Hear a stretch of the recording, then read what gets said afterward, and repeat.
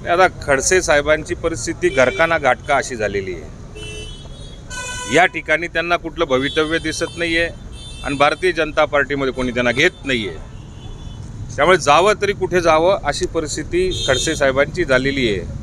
त्यामुळे जिल्ह्यामध्ये आज तरी दिशाहीन कुठलं नेतृत्व जर का असेल तर ते आदरणीय खडसे साहेब आहेत असं मला वाटतं। दादा लक्ष खडसेंनी थेट आवाहन केलंय, भाजपात येण्यासाठी आवाहन केलंय।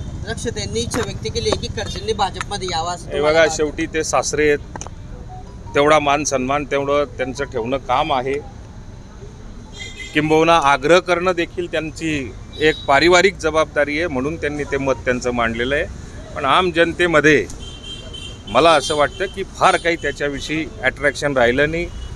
भारतीय जनता पार्टीच्या कार्यकर्त्यांना मी 30 वर्ष ओळखून हे खडसे साहेबही आहे, त्याच्यामुळे भारतीय जनता पार्टीच्या कार्यकर्त्यांमध्ये खडसे साहेबांनी यावं असं मला एकसुद्धा आजपर्यंत बोललेलं नाही आहे। एबीपी माझा, उघडा डोळे बघा नीट।